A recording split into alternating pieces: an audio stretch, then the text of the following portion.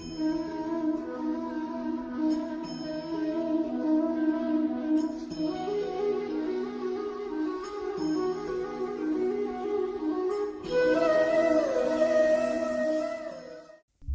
साथियों, मैं आचार्य रमेश दसमान आपका स्वागत करता हूं मेरे इस वीडियो चैनल जिसका नाम है ज्योतिष दृष्टि। जैसा कि मैंने पिछले वीडियो में आपको बताया कि मैं गंगा दशहरे के ऊपर आपको वीडियो बना करके दूंगा। तो आइए हम गंगा जी के ऊपर माँ गंगा का ध्यान करते हुए नमामि गंगे तव पाद पंकजम। माँ गंगा का कहते हैं स्पर्श मात्र ही जीव को भव सागर से पार कर देता है। किसी व्यक्ति ने माँ गंगा जी से पूछा, माँ गंगा, हम जितने भी पाप हैं वो आपके पास आकर के छोड़ देते हैं, आप उन पापों का करते क्या? माँ गंगा जी ने कहा कि मैं तो कुछ नहीं करती, सदैव बहती रहती हूँ निरंतर करकल करके। भगवान शंकर की जटाओं से निकल करके जैसे मैं जाती हूँ तो जितने भी पाप होते हैं उनको जा करके सागर में दे देती हूँ। कहते हैं बहता पानी रमता जोगी, ये बड़ा उत्तम रहता है। बहता पानी वो गंदा नहीं होता, जड़ी बूटियां उसके अंदर मिल करके फिर चली जाती हैं। ऐसे ही रमता जोगी जो रमण करता रहता है, ज्ञान लेता रहता है, एक जगह टिकता नहीं है। एक जगह पानी रुक जाएगा तो खराब हो जाएगा, एक जगह साधु रुक जाएगा तो मोह में पड़ जाएगा। इसलिए रमता जोगी बहता पानी निरंतर आनंद देता है। माँ गंगा ने कहा जितने भी वो पाप हैं ना, मैं पाप सागर को दे दूं। सागर से पूछा आप क्या करते हो महाराज? सागर ने कहा मैं तो एक जगह टिका हुआ हूं। सूर्य देव जो भी अपनी किरणें मेरे ऊपर डालते हैं वो जितने भी पाप हैं बाष्पीकरण करके बादल लेकर के चले जाते हैं। अब बादलों से पूछा आप क्या करते हो? बादल कहने लगे महाराज मैंने क्या करूं? जब वो हल्के होते हैं ऊपर जाते जाते जाते जैसे ऊपर जाते हैं भारी हो जाते हैं। महाराज मैं तो बरसात के ऊपर पानी के रूप में उनको फिर पृथ्वी में डाल देती हूँ।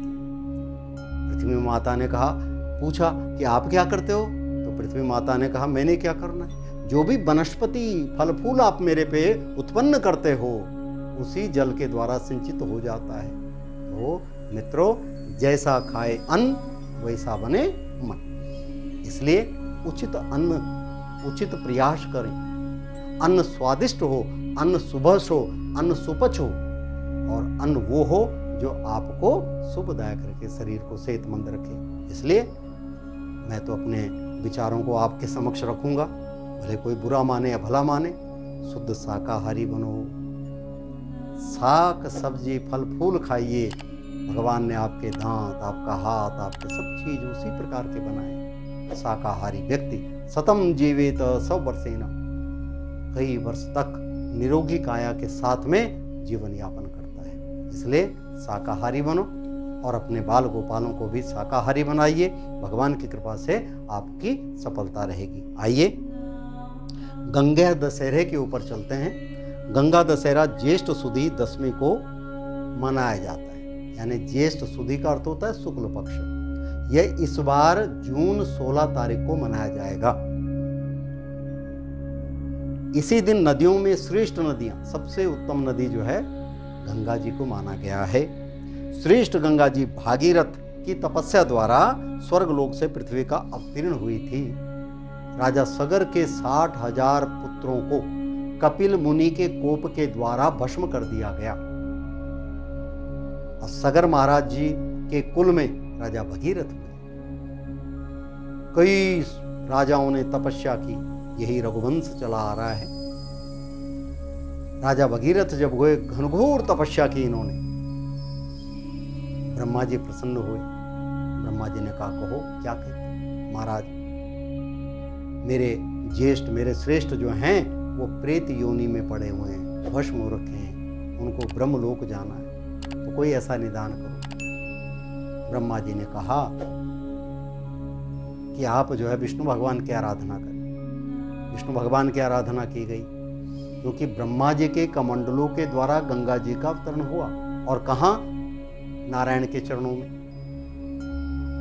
नारायण के चरण, इसीलिए आपने जब कभी चरणामृत लेते हो ना तो क्या कहते हैं?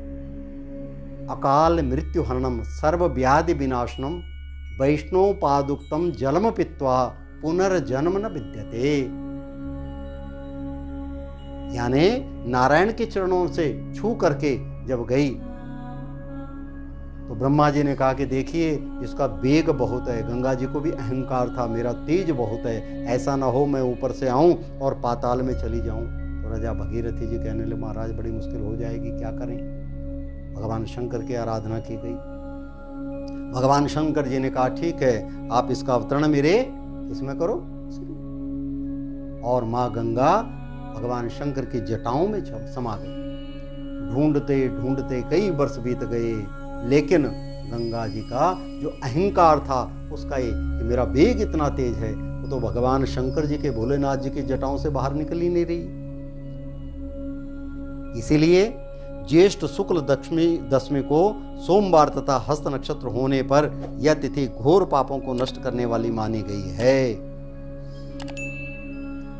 हस्त नक्षत्र में बुधवार के दिन गंगा अवतरण हुआ था, इसलिए तिथि अधिक महत्वपूर्ण है। इस तिथि में स्नान दान तर्पण से 10 पापों का विनाश हो जाता है, इसलिए इसका नाम गंगा दशहरा पड़ा। प्राचीन काल में अयोध्या में सगर नाम के राजा राज्य करते थे। उनके केसनी तथा सुमति नामक 2 रानियां थीं। पहली रानी के एक पुत्र असमंज का उल्लेख मिलता है, परंतु दूसरी रानी सुमिता के 60,000 पुत्र थे। उसी समय यज्ञ पूर्ति के लिए एक घोड़ा छोड़ा तो इंद्र यज्ञ को भंग करने के लिए इस घोड़े को चुराकर कपिल मुनि के आश्रम में बांध आए।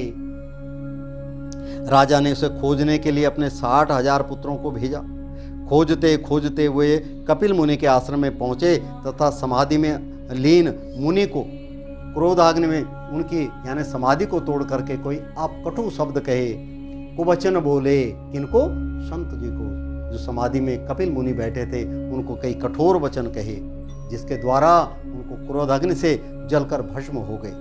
अपने पितृव्य चरणों को खोजता हुआ अंशुमान जब मुनि आश्रम में पहुंचा तो महात्मा गरुड़ ने भस्म होने का सारा वृत्तांत बताया। गरुड़ जी ने यह भी बताया कि यदि इन सब की मुक्ति चाहते हो तो गंगा जी को स्वर्ग से धरती पर लाना पड़ेगा। गरुड़ पुराण के 14वें अध्याय में इसका आख्यान दिया गया, पूरा विवरण दिया गया है। तो गंगा जी को स्वर्ग से धरती पर लाना पड़ेगा। इस समय अश्व को ले जाकर अपने पितामह के यज्ञ को पूर्ण कराओ, उसके बाद यह कार्य करना। अंशुमान ने घोड़े सहित यज्ञ मंडप पर पहुंचकर सगर से सब वृतांत कह सुनाया। महाराज सगर की मृत्यु के उपरांत अंशुमान और उनके पुत्र दिलीप जीवन पर्यंत तपस्या करके भी गंगा जी को मृत्युलोक में न ला सके। अंत में महाराज दिलीप के पुत्र भगीरथ ने गंगा जी को इस लोक में लाने के लिए गोकर्ण तीर्थ में जाकर कठोर तपस्या की। इस प्रकार तपस्या करते करते कई वर्ष बीत गए। तब ब्रह्मा जी प्रसन्न हुए तथा गंगा को पृथ्वी लोक पर ले जाने का वरदान दिया। ब्रह्मा जी के कमंडल से छूटने के बाद समस्या यह थी कि गंगा जी के बेग को संभालेगा कौन। विधाता ने बताया कि भूलोक में भगवान शंकर के सिवाय किसी में यह शक्ति नहीं जो गंगा के बेग को संभाल सके। इस आदेशानुसार भगीरथ को फिर एक अंगूठे के बल पर खड़ा होकर भगवान शंकर जी की तपस्या करनी पड़ी। तब शिव जी प्रसन्न हुए, गंगा को धारण करने के लिए जटा फैलाकर तैयार हो गए। गंगा जी देवलोक से छोड़कर और शंकर की जटा में गिरते ही विलीन हो गई। गंगा जी का ऐसा अहंकार था कि मैं शंकर की जटाओं को भेद कर रसातल में चली जाऊंगी। पुराणों में ऐसा उल्लेख मिलता है कि गंगा जी शंकर जी के जटाओं में कई वर्षों तक भ्रमण करती रही, लेकिन निकलने को कहीं मार्ग ही न मिला। भगीरथ ने पूर्ण अनुनय विनय करने पर नंदीश्वर ने प्रसन्न होकर हिमालय में ब्रह्मा जी द्वारा निर्मित बिंदुसार सरोवर में गंगा को छोड़ा।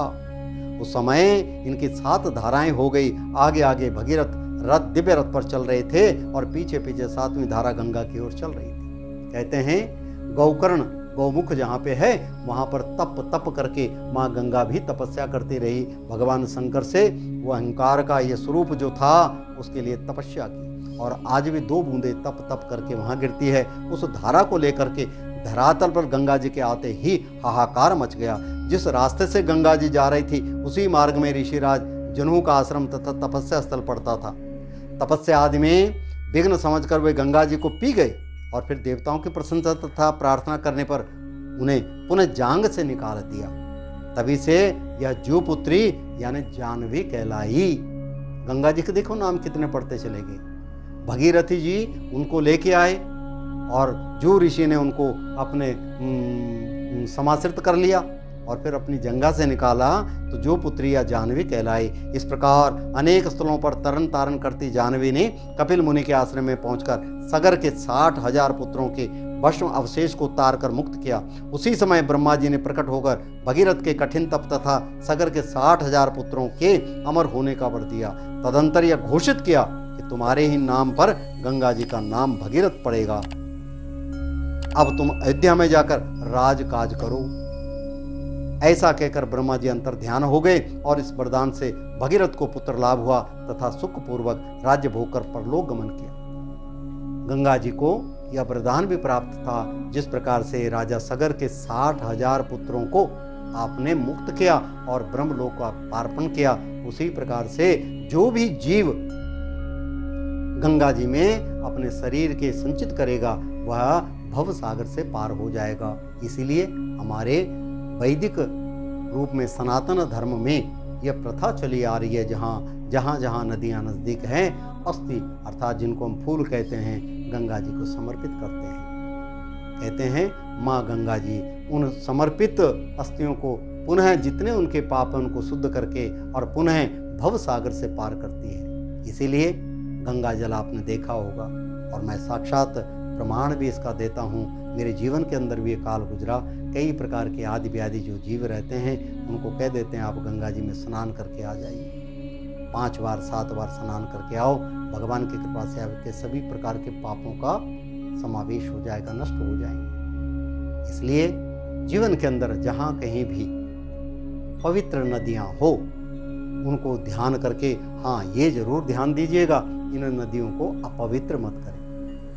जो लोग इसमें केमिकल डाल देते हैं, कचरा डाल देते हैं, मित्रों इसी जल को हम सेवन करते हैं, इसी को पीते हैं। जितनी हमारी नदियाँ स्वच्छ रहेंगी उतना ही जीवन हमारा आनंदित रहेगा।